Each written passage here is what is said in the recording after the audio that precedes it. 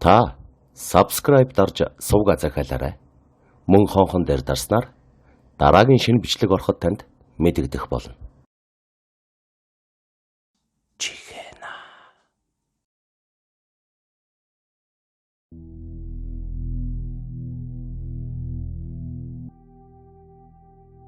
Хоёр 200-аад жилийн өмнө Токио хотын Усэгомо дүүрэгт Идзима Хайзэмон гэгч амьдардаг байж. Эхнэр нь зуурдаар нас барсны дараа тэр Оцую гэдэг охинтойгоо ганцаар үлдсэн байна.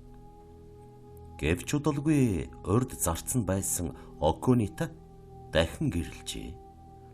Оцуюг хүнтэй суух насанд хүрч бие дан амьдарч эхлэхэд бэлэн болох үед Окунийн зарц Гензиротой хайр сэтгэлтэй болж тэд Хайзэмоныг хордуулах санаа агуулж хоолнд нь тодорхой хэмжээний хор хийсэн нь бүтсэнгүй.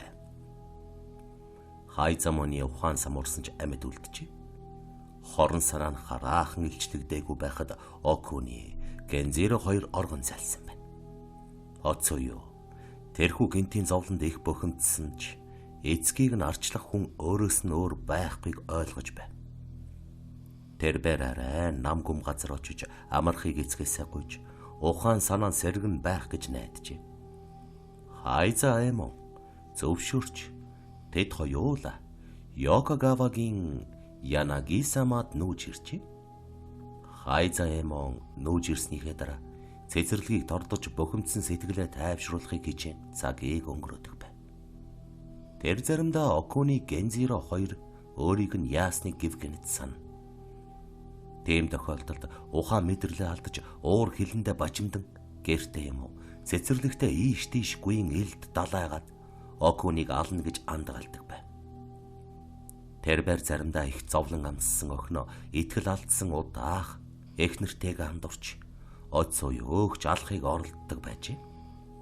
Гэвч Оцую галзуурсан эцгийн дайралтыг тэр болгонд тисэж гингэдгээ санахыг гуйж элдгээр ярилцдаг байв. Хайзэмон зарим үед бас л элд далайснаа дараа нь гүн бодолд автдаг байжээ. Энэ нь бас Оцуюгийн урмыг хугалдаг байсан ба. Тэр бэр авата урд байсан шиг байгаа ч тэ. Миний тийм сайн мэддэг хайрладаг аав байгаа ч гэж элдгээр ятгадаг байв. Тэр бэр дараа нь сэтгэл зовоосон эцгийг тайтгаруулахаар Кото хөгжмөө авч их сайн тоглож өгдөг байжээ. Хайзэмон Оцую хоёрын байдаг нам гүм газраас холгүй устаа өргөн совог байдаг байв.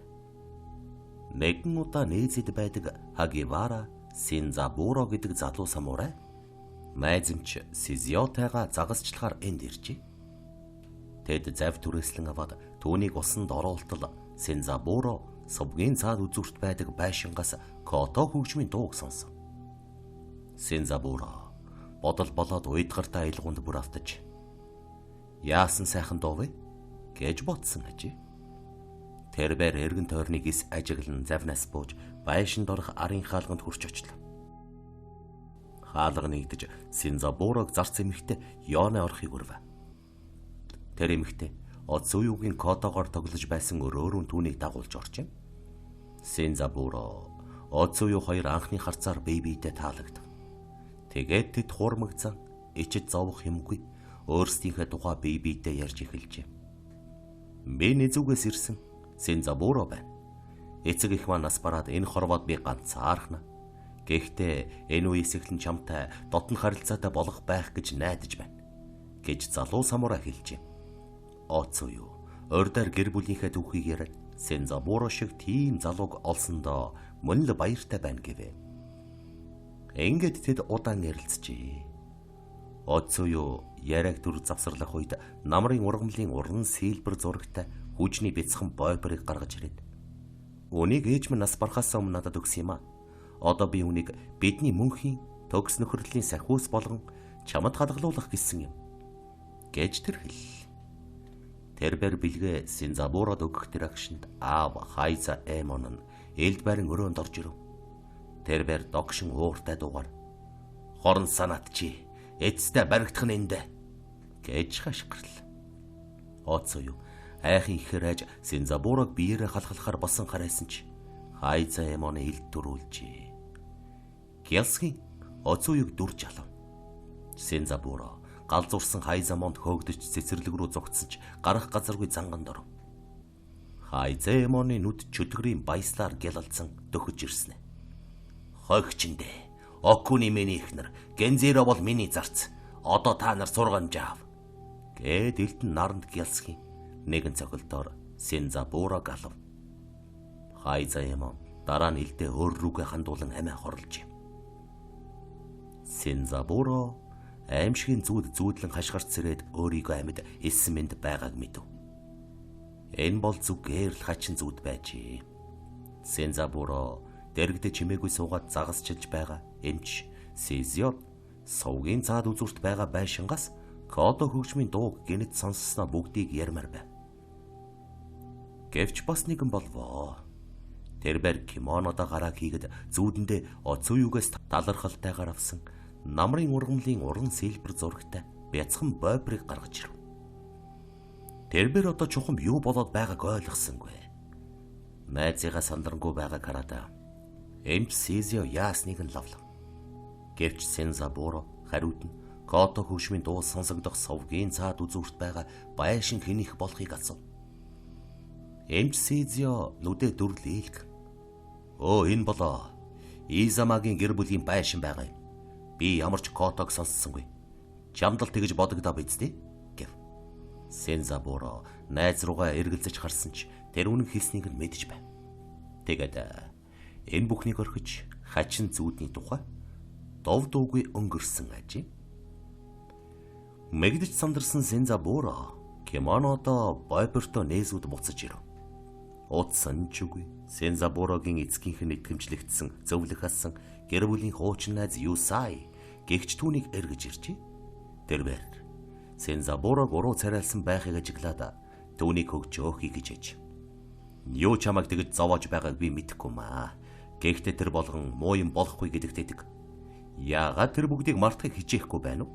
Гонж гутарсны хэрэггүй. Чи энэ бүхний тухай дандаа бодохгүй байвал бүх юм аяндаа тодорхой болно. Гэт тэр өдөр болсон үйл явдлын талаар нэг ч үг хэлээгүй Сензабурог орхин явжээ. Шөнө болж байшинд бас эргэн тойронд нам гүн байв. Зүүдэ тайлахыг хичээн нойр нь хулжсан Сензабурогоос бусд нь унтцгаажээ. Тэрбэр шөн донд модон шаахаа тог хийх чимээг сонсчээ. Эхлээд бүдэг байснаа дараа нь улам тодорсоор алхаан намжсангүй. Шууд л хаалганы эсрэг талд ирв. Сензабуро би Йона байна. Танд залуу хатагтайг дагуулад ирлээ. Хаалга ангойлгоно уу? Гэсэн дуугарчи. Сензабуро шөн донд унтаж байхад хоёр эмэгтэй эргэж ирсэн нь гайхмаар юм гэж бодсон ч үгүй. Оцууюу гэж их баярлан хашгирсан байна. Тэрбэр үнийг аль хизээний хүлээсэн юм шиг хаалга онгойлгов. Түүний өмнө цэний зурагтай цаасан дэнлүү барьсан оцууюу зарц Йоне хоёр зогсож байв. Сензабуро оцууюу өөрт нь дурсгсан бойбор дээр байдаг намрын ургамлын тийм нэг хээгэр чимгэлсэн кимоно өмссөн байхыг ажиглав. Ороч гэж Сензабуро хэлв.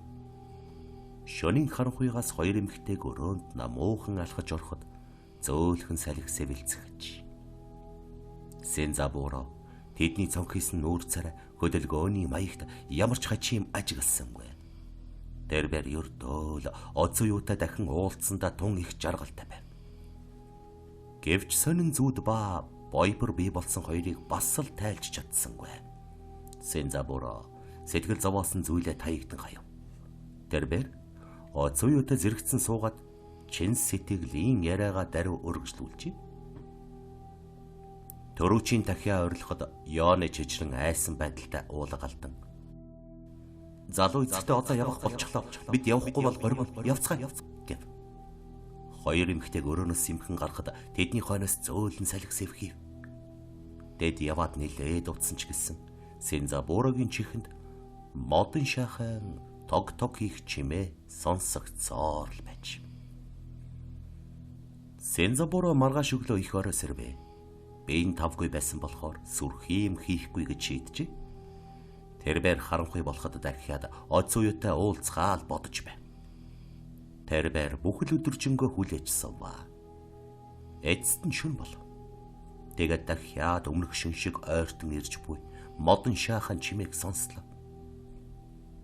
Үүдэнд дахиад оц уюу заасан дэнлүүтэй зарц бүсгүй нь харагдана. Сензабуро цовоо байдалтай болж орооч дээ, орооч гэж багтан хашгирна. Тэрбээр бас дахиад өрөөнд үрж хоёулаа дөрөвчийн дахиан дуугартал тасралтгүй дэмий ярьцгааж. Тийм яра шөн болгон үргэлжлэв. Төдөлгүй хотын орчин суугчд залуу Хигавара шөнийг хий үзэгдэлтэй өнгөрөөдөг болжээ хэмээн ярьцгааж эхэлв. Өрөөнд нь байдаг эвхмэл гүйдэг хаалга Сёзи дээр сууж буй Сензабурогийн сүүдрийн дүрс харагдсан гэж хүмүүсийн хэлснээс цоо яриа гарч. Тэд ярилцаж байгаа мэт энэ хоёр сүүдэр хөдөлж эсрэг талд сууж буй аргас шиг юм харагдсан муухай байсан гэж. Хөршүүд нь аюултай ард зоор руу хүйт ориглоо гэж шивнэлтцгээ. Гэвч хэн ч юу ч хийж чадсангүй. Эцэс цоо яриа Сензабурог эргэхийг яарч байсан Юсайгийн гэр бүлийн хуучин найзад хүрвэ. Тэрбээр баг зэрэг яд руу тайван залуу гарлаа. Чамайг хий үзэгдэлтэй ярьж байна гэж дууллаа. Юу болов вэ? гэж Юсай гинэт зовонгүй асуув. Хий үзэгдэл чам дээр шөн болгон ирдэг гэж над хэллээ. Гэвч энэ худал бидтэй. Юу болоод байна? Надад яриач гэв. Сензабуро игдүүцсэн янзтай байж. Хий үзэгдэл ирсэн гинөө. Мэдээж үгүй. Биднийг анх удаа уулзахад тэрбээр над нотлохоо болгож дурсгасан бойбер энэ байна гэв. Юсай намрын ургамлыг урнаар сэлбэрлсэн зурагтай бяцхан бойберыг харлаа. Дараа нь Сензабуро эмч Сүзиатай хамт загасчилсан. Котогоор тоглосон совгийн адагдах байшин дараачийн шөнийн айлчлалуудын тухай явдлыг бүр их нээсэн ярьж өгөв. Сензабурогийн хэрэг явдлыг сонсоод Юсай сэтгэл нь хөдөлж загасчилсан явдлыг баттай мэдхэр эмч Сүзи руу очив. Тийм ээ. Бид тэр совогт загасчлахаар очсон. Энэ бол гарцаагүй үнэн зүйл. Гэвч та яагаад өөний талаар одоо асууж байгаа нь сонирн байна. Энэ бүхэн 8 жилийн өмнө болсон юм гэж эмч Сүзи хэлжээ. 8 жилийн өмнө гинэ. Саяхан биш үү гэж Юсай мэдхийг оролдов. Тэгтэл үгүй энэ эрт болсон. 8 жилийн өмнө болсон юм. Биднийг загасчиж байсан тэр үед л совгийн адагдах байшинд байсан Изамагийн гэр бүлийн түүхийг би тохиолдлоор дуулсан юм. Гэрийн эзэн Хайза Эмон галзуурсан охиноо зарцтай налаад амиа хорлсон юм. Энэхүү гонигт түүхүүдий болтол миний ой санамжинд үлджээ гэжээ. Мэгцэн Юсай ойролцоогоор 8 жилийн өмнө Сензабуротой хамт загасчлахаар явсан тэр совг руу хамт овчихыг эмч Сүзиагаас гуйжээ. Тэд Изима Хайза Эмоны хоосорсон байшинг олов. Ойрдон тордож байсан цэцэрлэг бүхэлдээ өвс ногоо ургасан байлаа. Магадгүй гэр бүл нь олон жилийн өмнө өгсөн байхалд юу болсныг мэдэхгүй юм. Гэвч энэ нь муугийн тэмдэг гэж Юсай дотроо бодно. Тэрбээр Изамагийн гэр бүлийнхний булш байдаг Сензазуын сүмдэх ламтантай ярилцжээ. Юсай ламтанд бүх мэдснээ хэлсэн аж. Ламтан анхааралтай сонссон бөгөөд царайнд нь илүү их санаа зовнил байгаа нэлт байв.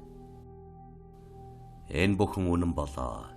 Тэр үед үнэхээр аимшиг юм болж Оцуюу Яна хоёр булшин дотроо зовлонтой байсан болохоор сүнсэн тэнэж явдгийм байна гэж ламтан альджээ. Одоо та над энэ хэрэг явдлыг ярьж байгаагаас үзэхэд яагаад Изамагийн булшин дээрх цээнэн дэнлүү байнга цэвэрхэн хар бас шин сүүлийн 8 жилийн турш нэгч цоорхоогүй байгааг би ойлгож байна. Би хизээж түүнийг урагдсан эсвэл сэвдсэн байхыг хараагүй.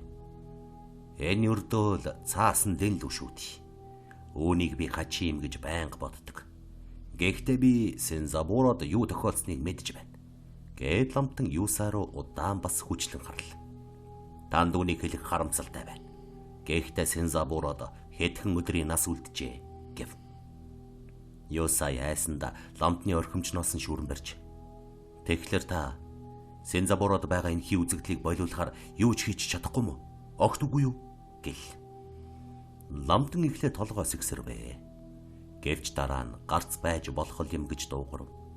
Ламтан хуудас цаас аваад дээр нь хамгаалтын ном бичиж Юсайд гардуулаад түүнийг Сензабурогийн гэрийн халга, цонх, бусад нүх болгоны дээр байрлуул гэв. Тэрбэр бас Сензабурод энэ бүхэн тохиохгүй тулд шөн болгон тасралтгүй мөргөл үйлдэхийг хэлэх хэрэгтэй гэж Юсайд хэлжээ. Та миний зааврыг яг мөрдөх юм бол тэрхүү хий үзэгдэл гэрт нь орохгүй. Бас Сензабурог мушгиж буй ад зэтгэрийг хөөх боломж бидэнд олдох болно. Гэж Ламтан анхааруулад би хувьдаа өөрийнхөө чинээгээр боён үйлдэнэ гэв. Юсай хуудас цааснуудыг аваад түүнийг Сензабурогийн байшин дах нүх болгоны дээр үлгэжээ. Тэрбээр Сензабурод ямар ч шалтгаан гарсан тасралтгүй мөргөл үйлдэж эхэлгэв. Залуу хүн гиснийг нь хийсэн ажээ. Гисэн хідэж тэрбээр тийм бодтой, тийм үзэсгэлэнтэй оцоо юм. Хий үзэгдэл байсан гэдэгт сэтгэлийн гүндээ итгэхийг хүсэхгүй байна. Юсай хүндэтгэдэг болохоор Сензабуро шүн болоход залбирч эхэлвэ. Өнөөл шүн дунд болоход модон шаахан чимээ ойрцсоор аль хизээний номоор хамгаалуулсан хаалганы дэргэд ирээд намжлаа. Оцоо юу байшинд орох гэж оролдож чадахгүй болохоор Сензабуро намайг үрдих шиг оруулаач. Дахиад ярилцэлт гэж хашгирал. Сензабуро түнтэй уулзахыг хүссэн ч гэсэн хаалгаа онгойлгосонгүй. Оцоо юу шүнжэнгөө дуун сонстож гуйж байлаач гэсэн ухаана төвлөрүүлэн мөргөл уйлцээр л байв. Эцэст нь дөрүүчийн дахианы дуугарахад модон шаахан жимээ байшингаас холдсон ч алс сонсогдсоор л байв. Дараачин шүн бас өдөр дараа шүн мөн л тийхүү давтагдж оцоо юу Йоно хоёр ирж оруулахыг уйгаж. Тэд дандаа дөрүүчийн дахиан дуунаар явцгаана. Сензабуро 7 шүн мөргсөр байв. Симбан зуйн сүмдэх Ламтан бас ном хурдан дэмжлэг болоосой гэж итгэж мөргөж байв. Дахиад 8 дахь шөнө модон шаахан чимээ ойртон оцоо юу гонигт дуугар. Сензабуро хаалга онгойлгоч.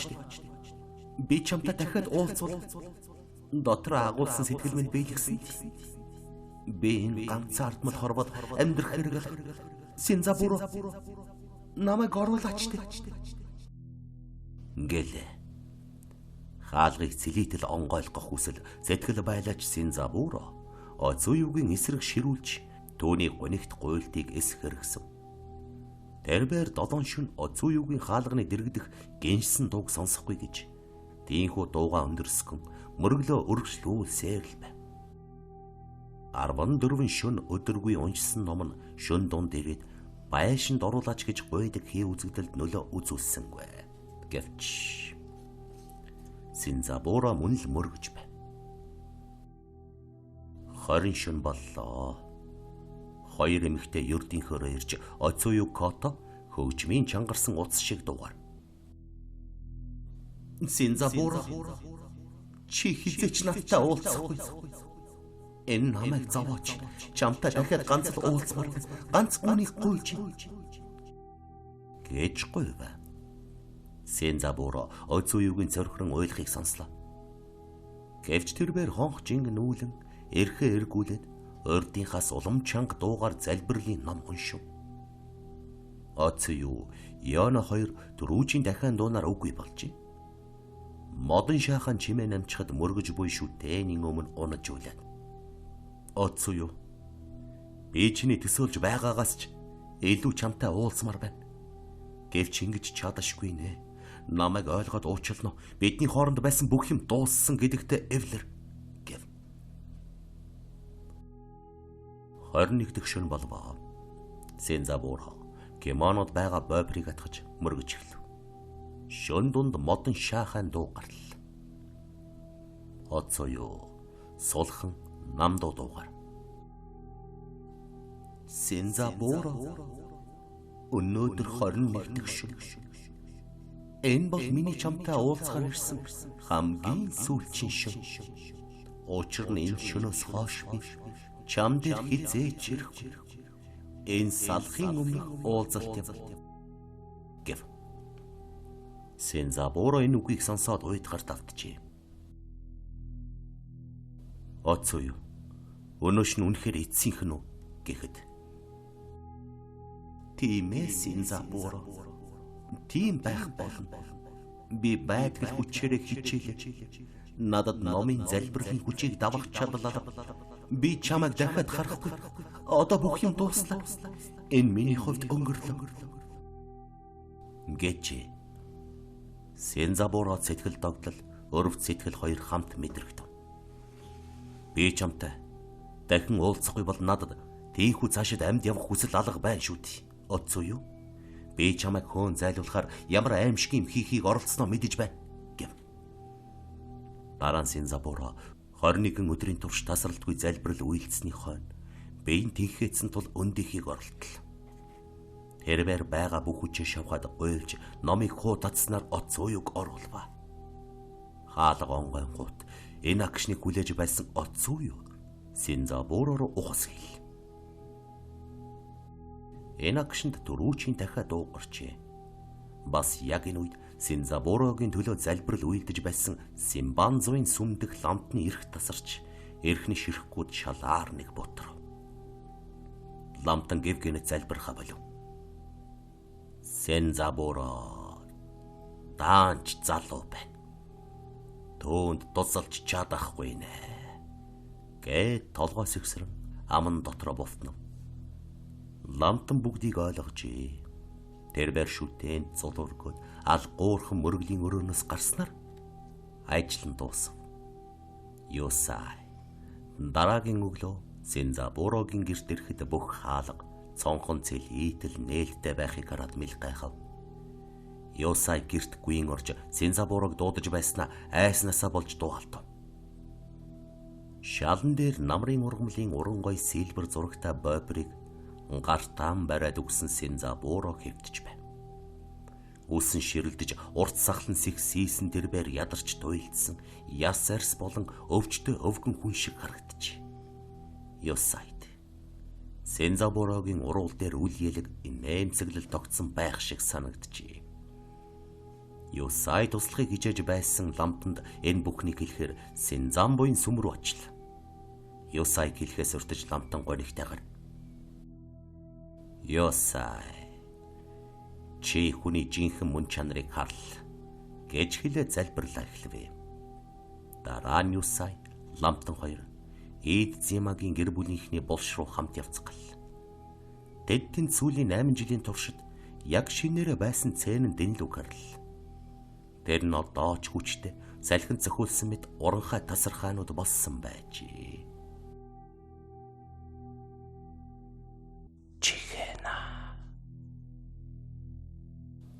Урт ус нөөрийг нь халгалсан цагаан хувцастай өрөвдөлтөй нэгэн эмэгтэй Токиогийн гудамжаар явдаг. Тэрбээр дөхөж ирээд нүүрэндх аимшигын сорвоо гэвгэнэт ил гарган амин давчт нь нүрээ татваган уулан хазгай мөрөө болгон. Тэр үед хүмүүс хашгиралдан айж зүгтаацгахад тэр инээгээд алга болдог гинэ.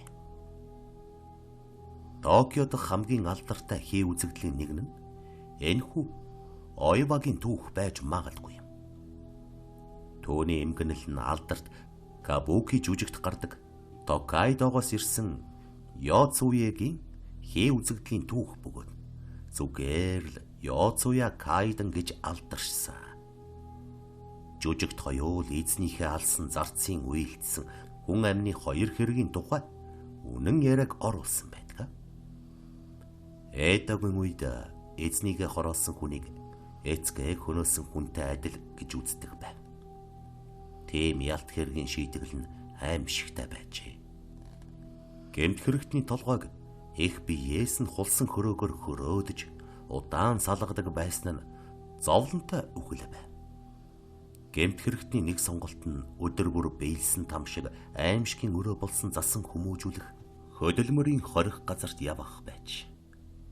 Намбукийн өөрчлөн зассан Оевагийн тухай үйл явдлын харанхуй тайз нь амбиснуулах газарт нь болдог Емэн гоо үзэсгэлэнт залуухан сүд бүсгүйнхээ эцгийн амийг хороодог. Яагад гэвэл эцэг нь Емоны хийсэн шударга бус үйлдэлийг бүр эрт мэдэж байж. Емон нь Ронин буюу нэр төргүй эзэнгүй самура байсан ба Ойва болон тэдний балчир хүүхдийг дижээхийн тулд лавцсан даавуугаар шүхэр хийж мөнгө олгох хэрэгтэй байв. Ингэж доромжлох нь сайн чанарыг нь Ойваг үзэн ядахад хүргэж баян айлын ач өхөн уйлглан найр тавихад хялбар бууж өгдөг байв. Хөөхөн Емонд гүндөрлөж түүнтэй суухыг хүсэж байж. Гэвчнийн тэргүүний асуудал нь Ойва байв. Тэр хүүхний өвөг эцэг цамаан Ойвад ямар нэг эрүүлжүүлж сайжруулах юм өгөхийг Емондоос ятгах байсан гэж. Эрүүлжүүлж сайжруулах юм гэдэг нь үнэндээ үхлийн хор гэдгийг Емон мэдэж байв. Гэхдээ шунал хомхоо сэтгэл хоёр бүх тэнэгэлцлийг дийлдэг. Тэрбэр нэгэн шөнө хоолнд нь эм хийжээ. Хүүхэн зовлон түглийн өмнө тэрхэн зур талент харахад хор ялдамхан нүүрний баруун талыг нь аимшигтай улайлгажээ. Оор хэлэн зэв үзэл түүний хий үзэгдэл болоход өшөө хорслыг тэтгэж байдаг. Догшин ширүүн сэтгэл догтлолт нь илэрч байв. Емон хар уйлаа хийсэр байв. Гэмт хэргийг нь зарц мэдсэн гэдгийг мэдээд Емон гэрийн үнэт эдлийг хулгайлсан хэрэг тэрэрийг буруутхан алах шалтгаан болгожээ. Тэр байр дараа Ойва зарц хоёрын цогцыг модон хаалганы ар өвөрт хадаад ойролцоох гол руу хайжээ. Тэр байр одоо шин сүйт бүсгүйтэй болно. Жүжигт хурмын яслал эхлэх үед Емон хүүхэнд ойртож очоод торгон алчуурыг нь сөхөхөд Ойвагийн яр зайсан нүур харагддаг. Үхтлээ айсан сүйт залуу илдээ шүүрэн авч сүйт бүсгүйн толгойг завчжээ. Тэр байр дараа нь энэ бүхнийг өвгөн аавдаа хэлэхээр гүйсэн боловч замыг нь үхсэн зарцгаадаг. Емон элдэр дахин завчихтаа хөршийнхөө хүний толгойг тас завчснаа ойлгодог.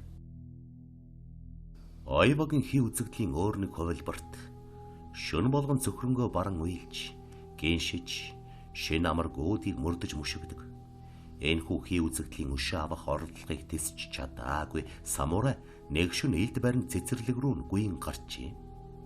Тэнд түүний өмнө алагдсан эхнэрийнх нь бие зогсож, дайлж ийсэн нүүр нь сарны гэрэлд гэрэлдэж байв.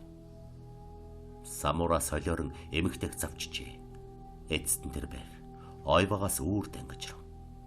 Тэр байр баяртайгаар хүрийг эргүүлээд айснасаа хашгирдаг.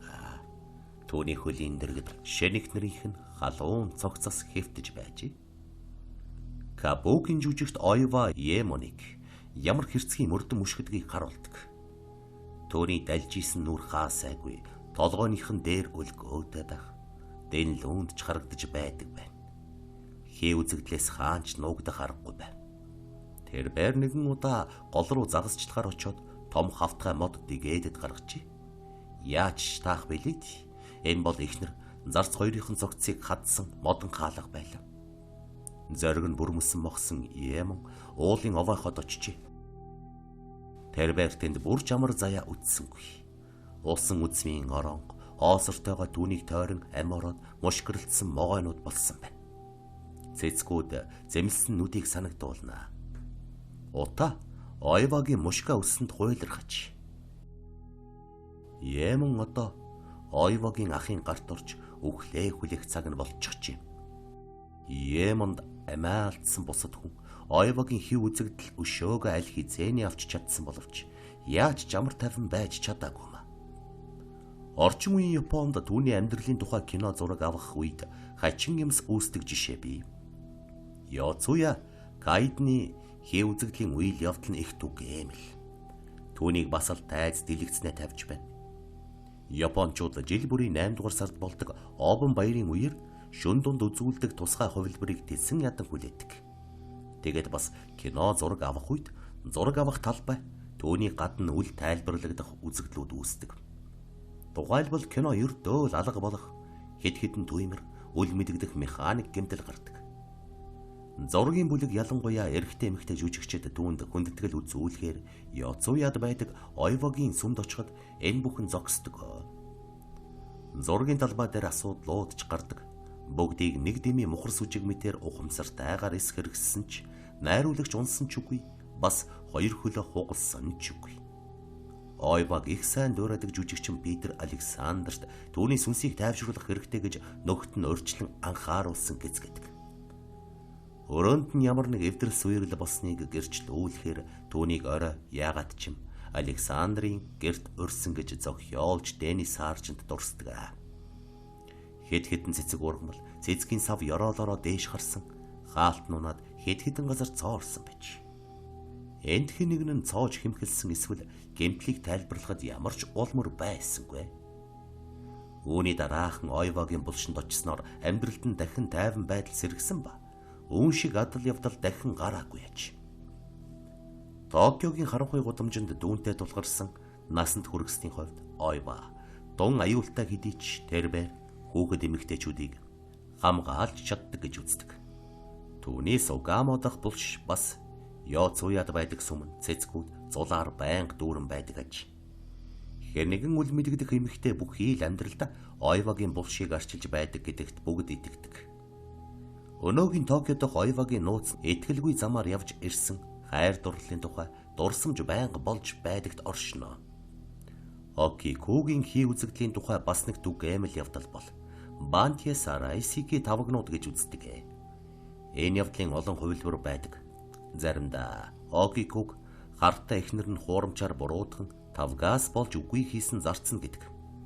Эсвэл энэ нь тавгийн эзэн охин бөгөөд нэг тавг хагалсны төлөө түүнийг худагт хайдаг. Эсвэл тэр хүүхнийг хороохын тулд хагархай тавгаар шалтгаалж худаг руу хайдаг самурайн шунлын тусгагт хуунч байж болох юм.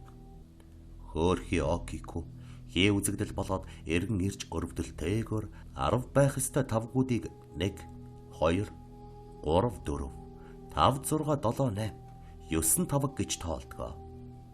Хий үзэгдэл дараа нь учиргүй цөрхрөн уйлж тавгуудыг шинээр дахин тоолж эхэлдэг.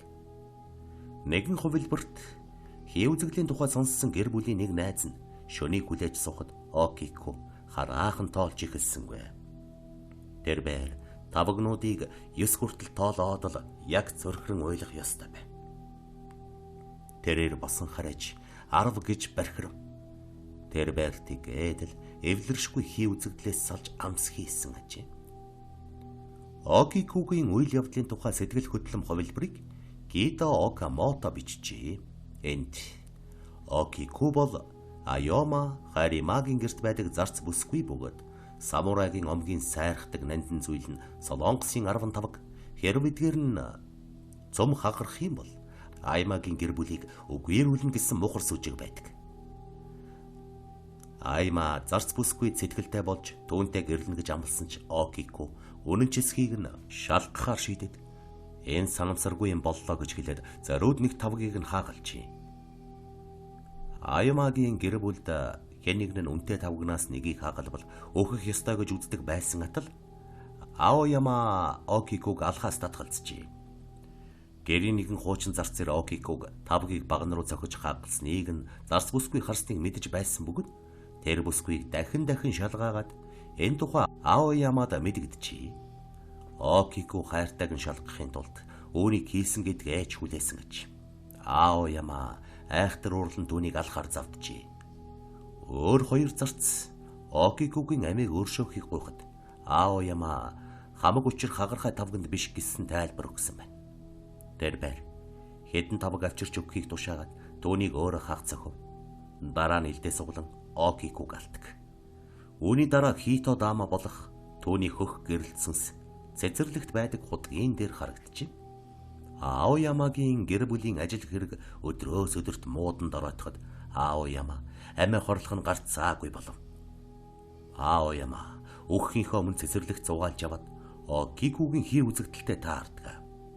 Тэрбээр түүнээс царайгаа харуулахыг гуйхад хүүхэн Аоямад муу юм юр санаагүй гоо үзгэлэнтэй усгал зөөлөн хിവэр харагджээ.